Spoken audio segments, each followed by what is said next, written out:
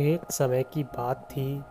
एक जंगल में चुनाव को लेकर सभी जानवरों में सभा लगाने को लेकर चिंता थी, जहाँ पर कि जंगल का कोई एक राजा चुनाव के जरिए चुना जाएगा।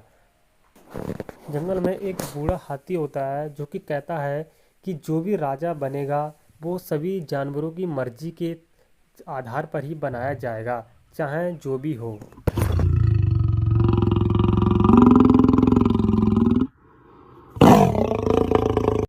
कुछ टाइम बाद हाथी और घोड़े आपस में बात करते हैं चुनाव को लेकर। सुनो घोड़े भाई, अपन तो वोट सिर्फ गैंडे को देंगे, क्योंकि गैंडे से हमें राजा बनने पर कोई नुकसान नहीं होगा। हाँ हाथी भाई, तुम बिल्कुल सही कह रहे हो।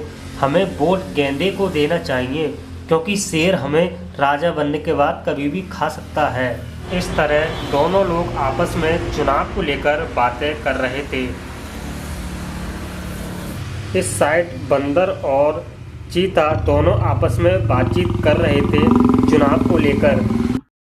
बंदर चीते से बोलता है कि चीता भाई, आप अपना बताओ कि आप किसे वोट दोगे। मैं तो सिर्फ वोट शेर को ही दूंगा, आप बताओ आप किसे दोगे। नहीं भाई, हमको वोट गेंडे को देना चाहिए। मैं तो गेंदे को ही वोट दूंगा, चाहे कुछ भी हो जाए। इस तरीके से सभी जानवर सभा में गाड़ियों से जाने लगे और कुछ जानवर पैदल जा रहे थे।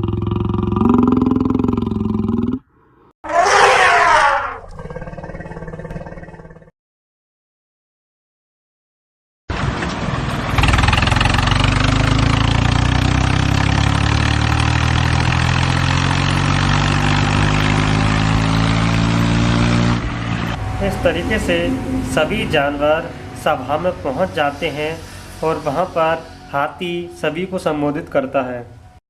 सभी भाइयों और सभी जंगल के जानवरों ध्यान से सुने। आज ये सभा लगाई गई है, इसमें दो कैंडिडेट खड़े हुए हैं। इसमें पहला जो कैंडिडेट है वो गेंडा को चुनाव के लिए खड़ा किया गया है और दूसरा कैंडिडेट शेर के लिए चुनाव के लिए खड़ा किया गया है। आप जिस भी व्यक्ति के लिए वोट करना चाहें, सभी जानवर मिलकर वोट कर सकते हैं, क्योंकि राजा आपको ही बनाना होगा। इस तरीके से बाकी सभी जानवर लोग सभा में मौजूद भाषण के लिए सुनते हैं और अपने दोनों कैंडिडेटों के लिए चुनाव लड़ते हैं। इस तरीके से सभी जानवरों की पंचायत होने के बाद सभी जानवर धीरे धीरे अपने घर के लिए जाने लगते हैं।